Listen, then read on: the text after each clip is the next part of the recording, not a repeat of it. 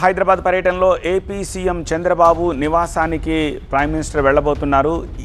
ఈ సందర్భంగా చంద్రబాబు నాయుడు ట్వీట్ చేశారు. ఆ ట్వీట్ని చూడొచ్చు. We are deeply honoured and delighted to welcome honourable prime minister Shri Narendra Modiji to our residence today. This is truly special and memorable moment for our family అంటూ ఆయన tweet చేశారు.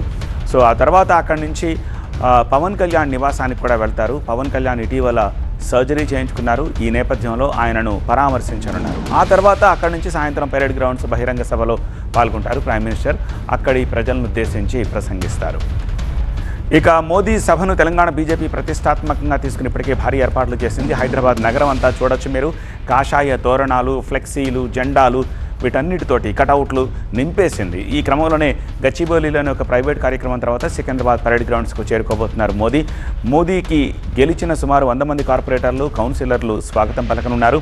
Parade grounds సభలో కేంద్ర మంత్రులు, బీజేపీ నేతలు మాట్లాడిన తర్వాత ప్రధాని మోదీ 40 నిమిషాల పాటు ప్రజల్ని, పార్టీ కార్యకర్తలను ఉద్దేశించి ప్రసంగించనున్నారు. ఇక ప్రధాని మోదీ టూర్కు పోలీసులు కట్టుదిట్టమైన భద్రతా ఏర్పాట్లు చేశారు. మొత్తం 2500 మంది పోలీసులతోటి బందోబస్తు నిర్వహిస్తున్నారు. 3 డీసీపీలు, 5 అదనపు డీసీపీలు, 21 మంది ఏసీపీలు, 57 మంది ఇన్స్పెక్టర్లు భద్రతా ఏర్పాట్లను పర్యవేక్షిస్తున్నారు. పరేడ్ గ్రౌండ్స్లో పరిసరాల్లో మామ్ squad, sniffer dogs, octopus, SOT బృందాలతోటి తనిఖీలు చేపట్టారు.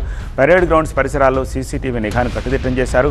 అన్ని ప్రవేశ ద్వారాల దగ్గర స్క్రీనింగ్ తప్పనిసరి చేశారు. బేగంపేట, బోయిన్పల్లి, మారేడుపల్లి పరిధిలో డ్రోన్లు, యూఏవీలు, కెమెరాలు, బ్యాగులు, బ్యానర్లు వీటిపై నిషేధాన్ని విధించారు.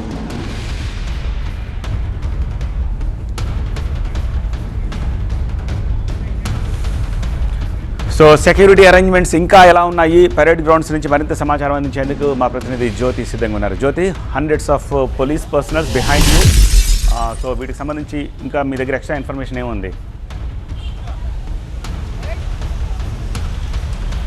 సత్య, ప్రధాని మోదీ పర్యటన నేపథ్యంలో పోలీసులు భారీ కట్టుదిట్టమైనటువంటి భద్రతను ఏర్పాటు చేశారు. ప్రస్తుతం మనం సభ జరిగేటటువంటి పరేడ్ గ్రౌండ్స్ దగ్గర ఉన్నాము. సుమారు 2500కి పైగా కూడా పోలీసులు, అటు లా అండ్ ఆర్డర్తో పాటు ట్రాఫిక్ పోలీసులు, అంతేకాకుండా ఆక్టోపస్, ఎన్ఎస్జీతో పాటు ప్రత్యేక దళాలతో కూడా ఈ యొక్క భద్రతను ఏర్పాటు చేయడం జరిగింది. ప్రస్తుతం మనం చూస్తున్నాము పోలీసులు భారీగా ఇక్కడ మోహరించడం జరిగింది. అయితే ఎవరైతే విఐపీస్కు ఉంటారో వాళ్ళకి ఒక ప్రత్యేకమైనటువంటి గేట్తో పాటు వివిఐస్కి సంబంధించినటువంటి వాళ్ళు వెళ్లేందుకు కూడా ఒక ప్రత్యేకమైనటువంటి గేట్ని ఏర్పాటు చేయడం జరిగింది. అంతేకాకుండా ఈ పరేడ్ గ్రౌండ్కి సంబంధించి మొత్తం కూడా వాళ్ళ కంట్రోల్లోకి తీసుకున్నారు.